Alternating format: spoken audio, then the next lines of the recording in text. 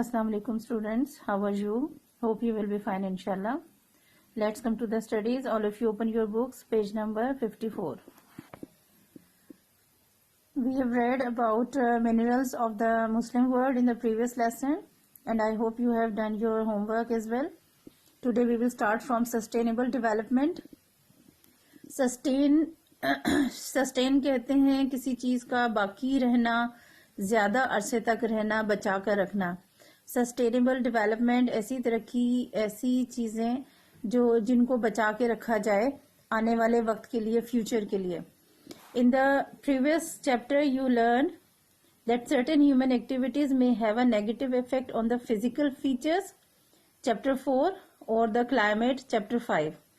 हमने जो चैप्टर 4 पढ़ा था और चैप्टर 5 जिसमें physical feature of the Muslim world था, और 5th चैप्टर था climate of the Muslim world. इन दोनों में हमने ये चीजें स्टडीज हमने की थी कि जो ह्यूमन एक्टिविटीज हैं वो किसी ना किसी तरह से नेगेटिव इफेक्ट होता है उनका फिजिकल फीचर्स पे भी और क्लाइमेट पर भी, मौसम और आबो हवा पर भी.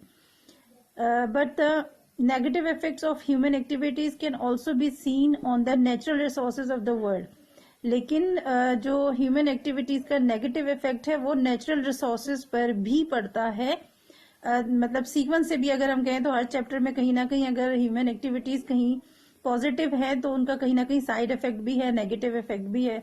इसी तरह नेचुरल रिसोर्सेज पर भी ह्यूमन एक्टिविटीज का नेगेटिव इफेक्ट होता है. And in order to avoid them we must understand that and respect the concept of sustainable development. और उस नेगेटिव इफेक्ट को रोकने के लिए, खत्म करने के लिए हमें सस्टेनेबल डेवलपमेंट को समझना पड़ेगा, सोचना पड़ेगा कि ये क्या चीज है, और उसके साथ साथ उसकी रिस्पेक्ट भी करनी है, यानी उसको समझकर उसको फॉलो भी करना है.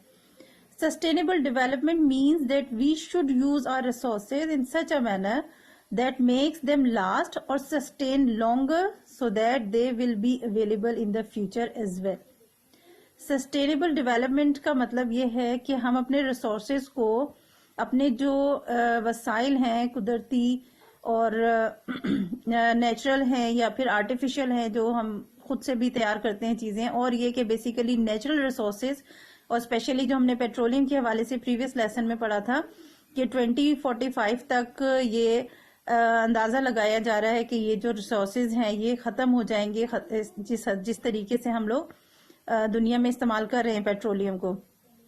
इसी तरह पानी के जो जखायर हैं वो कम पड़ रहे हैं, आबादी जैसे जैसे बढ़ रही है इसी तरह से फूड रिसोर्सेज हैं वो कम हो रहे हैं ज्यादा आबादी होने की वजह से और मिस यूज करने की वजह से. सो हमें उन रिसोर्सेज को बहुत एहतियात के साथ इस्तेमाल करना चाहिए. इस तरीके से इस्तेमाल करें कि वो जो है बाकी बच जाएं, मेक देम लास्ट और sustain longer so that they will be available in future as well. इस तरीके से इस्तेमाल करें, इतनी एहतियात से इस्तेमाल करें कि वो कुछ बचा के रखें उनको, ताकि आने वाले वक्त के लिए, फ्यूचर के लिए भी वो हमारे इस्तेमाल के लिए मौजूद हों. Today we are facing great danger as the natural resources are being used up very fast. आजकल के दौर में खास तौर पे जो रिसेंट रिसर्चेस सामने आ रही हैं उसमें नेचुरल रिसोर्सेज को बहुत ज्यादा इस्तेमाल किया जा रहा है, और ज्यादा प्रॉब्लम ये है कि उसका गलत तरीके से इस्तेमाल किया जा रहा है, जाया की जा रही है उस चीज को. सो ये एक बहुत बड़ा खतरा सामने आ गया है. Therefore if we do not take quick action today to save our resources there will be nothing left for our future generation.